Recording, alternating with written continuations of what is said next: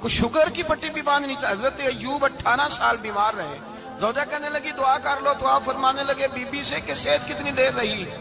اس نے کہا 60 سال. تو آپ فرمانے لگے ذرا بیماری کو بھی 60 سال گزر لینے دو, پھر دعا بھی کر لیں. یہ دعا کی, اللہ یہ لفظ کہے, اللہ نے صحت دے دی, تندرستی آ گئی. ایک دن گھر میں بیٹھے بیٹھے زوجہ کہنے لگی کہ ایوب یہ بتاؤ دکھ اچھے کہ سکھ؟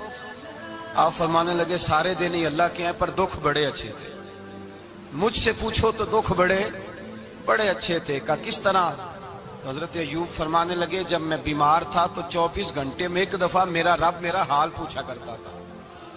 ایک دفعہ میرا اللہ پوچھتا تھا ایوب تیرا حال کیا ہے؟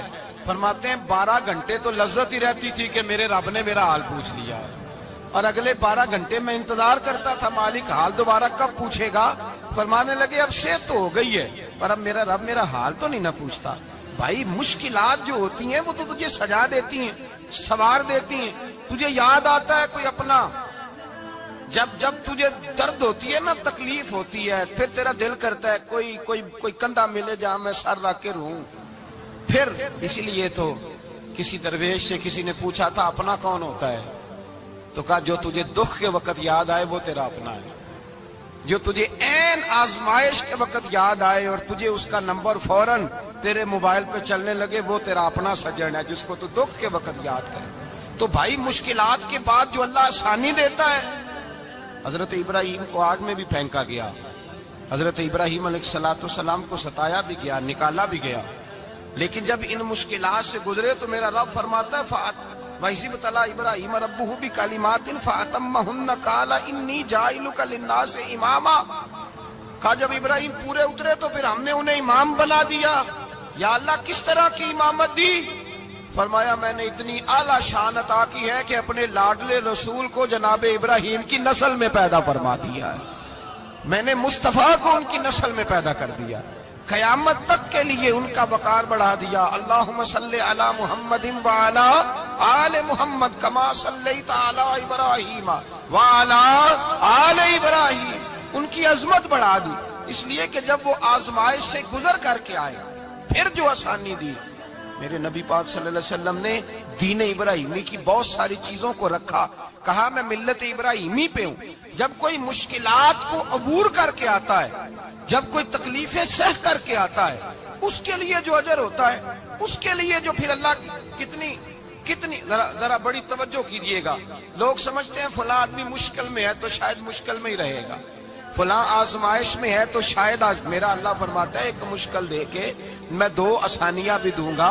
تم مشکل دیکھ رہے ہو, مشکل نہ دیکھو, وہ جو اس کو بعد میں آسانی آنے والی ہے, اور ڈبل جو میں اس پر نعمت کرنے والا ہوں اس کو دیکھو. حضرت یوسف کو بھائیوں نے کنویں میں ڈال دیا تھا, اور جب کنویں سے نکلے تو مصر کے بازاروں میں بکے, اور پھر زلیخا نے الزام لگایا تو حالات بگڑ گئے. حضرت یوسف کو جیل جانا پڑا. اتنی کٹھن زندگی تھی, لیکن میرے مالک کو کچھ اور ہی منظور تھا. کنویں میں گرنے والے, بازار میں بکنے والے, جیل میں جانے والے, الزام لینے والے جناب یوسف کو رب کریم نے اسی مصر کا بادشاہ بنا دیا. اللہ پاک نے اسی مصر کا حکمران بنا دیا. یاری تیری سونا ہے پر ازمیشاں تیریاں اگ, اے سونا پرکھیا جاوند آئی پہلو نال اگاں دے لگ.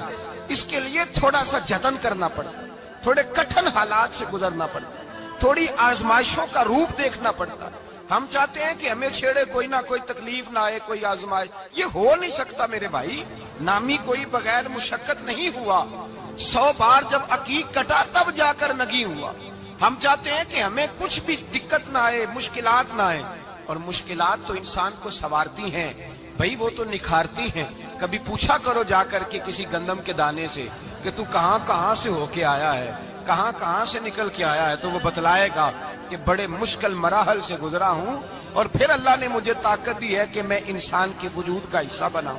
تو بھائی کٹھن مراحل, آزمائشیں, تکلیفیں, یہ انسان کو بڑا انسان بنا دیتی ہیں.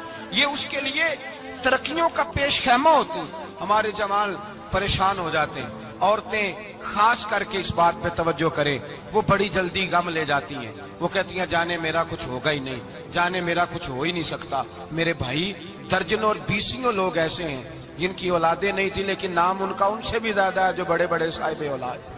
حضرت خواجہ معین الدین اجمیری کو جانتے ہیں آپ لوگ؟ نہیں، جو جانتے ہیں وہ بولے جانتے ہیں جی؟ لو جی، کافی سارے جانتے ہیں، تھوڑے جی رہ گئے نا۔ جانتے ہیں نا خواجہ صاحب کو؟ ان کے کسی بیٹے کو جانتے ہوں؟ نہیں جانتے، نہیں جانتے، نہیں جانتے آپ ان کے بیٹے کو۔ حضرت خواجہ معین الدین اجمیری رحمت اللہ تعالیٰ علیہ کے بیٹے کو نہیں جانتے، لیکن ویسے آپ ہندوستان میں کسی آدمی کو چھیڑ کے دیکھیں، وہ کہے گا میں خواجہ صاحب کا روحانی بیٹا ہوں، میں اولاد۔ حضرت غوث اعظم رضی اللہ تعالیٰ عنہ کی اولاد کو کم لوگ جانتے ہیں، لیکن آپ ویسے کسی کو پوچھ کے دیکھیں 11ویں والا پیر کون ہوتا ہے، ہر آدمی ہاتھ اٹھا کے بتائے گا خدا کے فضل سے ہم پر ہے سایہ غوث اعظم کا، ہمیں دونوں جہاں میں ہے سہارا غوث اعظم۔ لوگ جھوم کے بتلائیں۔ میرے بھائی، یہاں لوگ پریشان ہو جاتے ہیں کہ اولاد ہوگی تو یہ ہوگا، فلاں ہوگا تو یہ ہوگا۔ بھائی ایسی کوئی بات نہیں۔ میرے پاس پیسے ہوتے تو میرا ابا بیماری سے فوت نہ ہوتا۔ جو مالدار ہوتے ہیں تو کیا وہ بچ جاتے ہیں؟ حضرت اسرائیل انہیں چھوڑ جاتے ہیں؟ او خدا کے بندے، تو کیسی بات کر رہا ہے؟ یاد رکھ، یہ جو آزمائشیں ہوتی ہیں، یہ جو تکلیفیں ہوتی ہیں، یہ جو تھوڑے سے مشکل حالات ہوتے ہیں۔ حضرت یونس علیہ السلام کی دوستی ہوگی حضرت جبریل امین سے، جناب جبریل ملنے آئے۔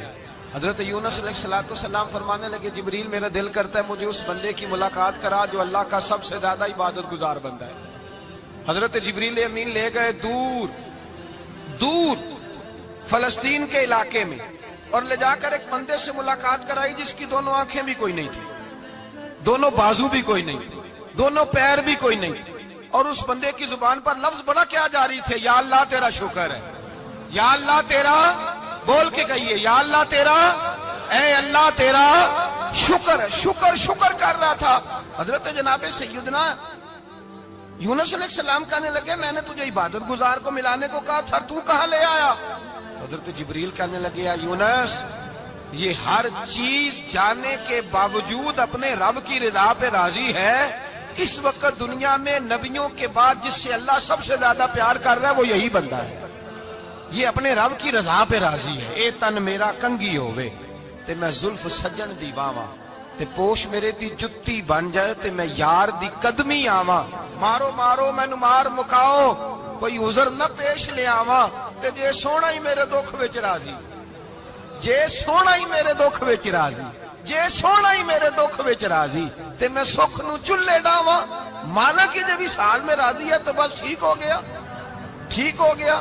وصل اچھا ہے نہ فراق اچھا ہے، بس جس حال میں محبوب رکھے وہی حال اچھا ہے۔ بس جس حال میں انہوں نے رکھا بات ٹھیک ہو گئی۔ اس میں اب انسان شکوا کرتے پھرے کہ یہ کس طرح ہے، وہ کس طرح، اپنے آپ کو مطمئن رکھا ہے۔ مشکل کے بعد جو آسانی آئی، حضرت لقمان حکیم، ان کے نام پر قرآن مجید کی پوری سورت ہے۔ حضرت لقمان حکیم علیہ رحمہ آپ اپنے بیٹے کو نصیحت کر رہے تھے، کہنے لگے بیٹا کو مشکل آئے تو گھبرانا نہیں، کوئی مشکل آئے تو کرے بیٹوں کو سمجھ آ جائے کہ مشکل آئے تو، سمجھ آ رہی ہے بات کی، مشکل آئے تو۔ اور کیا خوبصورت جملے، بیٹے کو بٹھا کے کہتے ہیں بیٹا چھوٹی مشکل آئے گی تو اللہ بڑی مشکلات آسان کر دے گا، سمجھو چھوٹی مشکلات آئیں تو اللہ نے بڑی مشکلیں اس نے آسان کر دی۔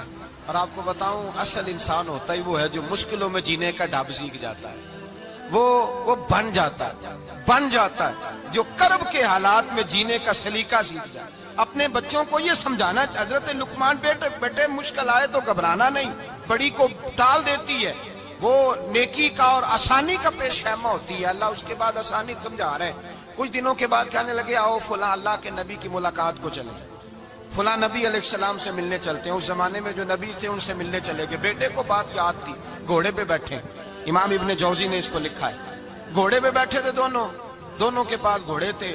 اب رستہ بہت زیادہ تھا، کھانا ساتھ لے لیا، پانی ساتھ لے لیا، رستہ لمبا تھا، صحرا کا علاقہ تھا۔ جب جانے لگے تو اتنی سخت گرمی ہوئی کہ گھوڑے بھی بے ہوش ہونے لگے۔ اچانک ایسی گرم لو چلی کہ گھوڑے بھی۔ اب دونوں باپ بیٹا جو تھے وہ بڑی جوش میں تھے کہ جانا ہی جانا ہے، گھوڑے سے اتر کر کے پیدل چلنے لگے۔ اب پیدل چلتے چلتے ذرا آگے گئے تو اب گرمی میں جتنا بندہ پیدل چلتا ہے اتنا پیاس بھی زیادہ لگتی ہے، تو پانی پیتے رہے، کھانا کھاتے رہے، کھانا پانی بھی ختم ہو گیا۔ تھوڑا آگے چلے نا، اس قدر تکلیف بڑھی کہ حضرت جناب لقمان کے بیٹے کے پیر کے اندر ایک ہڈی پیوست ہو گئی، اتنی بڑی ہڈی تھی وہ اندر ہی چلی گئی، پیر خون کے فوارے گرنے لگے، بیٹا بے ہوش ہو گیا۔ حضرت لقمان اس کے سرانے بیٹھے تو بیٹا تھا نا، آنکھوں میں آنسو آ گئے۔ بیٹے نے آنکھ کھولی تو کہنے لگا ابا جی آپ تو صبر کرنے والے ہیں، آپ رو رہے ہیں؟ فرمایا بیٹے میں کیا کروں، میرے سینے میں جو دل ہے وہ ایک باپ کا دل ہے، تو باپ جو ہوا تیرا، تیری دکھ پر رونا آیا۔ بڑی مشکل سے دانت کے ساتھ ہڈی نکالی، ہڈی نکلی تو خون بھی چلا۔ صاحب زیادہ کہنے لگا حضور آپ نے تو کہا تھا ہر مشکل کے بعد آسانی ہوتی ہے، اور چھوٹی مشکل دے کے اللہ بڑی سے بچا لیتا ہے، تو ہم تو اچھے کام چلے تھے، مشکل پہ مشکل، مشکل پہ مشکل، یہ کیا ہے؟ حضرت لقمان کہنے لگے بیٹا نہ تو رب کی حکمتوں کو جانتا ہے نہ پوری طرح میں جانتا ہوں، لیکن جو میں نے کہا تھا وہ بات سچی ہے۔ فَإِنَّ مَعَ الْعُسْرِ يُسْرًا إِنَّ مَعَ الْعُسْرِ يُسْرًا، اللہ ہر مشکل کے بعد آسانی عطا فرمائے گا، اور فرمایا میرا ایمان ہے کہ ضرور ضرور عطا فرمائے گا۔ یہ بات کہہ رہے تھے کہ سامنے سے دھواں اٹھا، اتنا سخت دھواں اٹھا کہ آپ نے سوچا شاید وہاں آبادی ہے وہاں جاتے ہیں۔ وہاں چلنے لگے تو پیچھے سے کسی نے آواز دی ٹھہر جاؤ، رکو، وہیں رک گئے۔ تھوڑی دیر گزری تو کہا رک جاؤ، جب رکے تو ایک بولنے والا بولا، کہنے لگا تمہارے لیے تھوڑی دیر کے بعد جانوروں کا بندوبست کر دیا جائے گا، کھانے کا بھی بندوبست ہو جائے گا، بچے کا پیر بھی صحیح ہو جائے گا، چلے جانا لیکن ذرا ٹھہرو۔ حضرت لقمان کہنے لگے بولنے والے تو کون ہے؟ تو کہنے لگے میں اللہ کا فرشتہ ہوں، میں اللہ کا فرشتہ ہوں۔ کہا اللہ کے فرشتے اور یہ سارا کچھ کیا ہے؟ تو فرشتہ کہنے لگا اصل بات یہ ہے کہ سامنے بستی پر مجھے عذاب نازل کرنے کا حکم ملا تھا، آپ بڑی تیزی سے آ رہے تھے، میں نے رب سے دعا کی کہ اللہ اس باپ بیٹے کی غلطی کوئی نہیں، مہربانی فرما۔ رب نے پہلے آپ کو صحرا میں الجھایا، پھر میری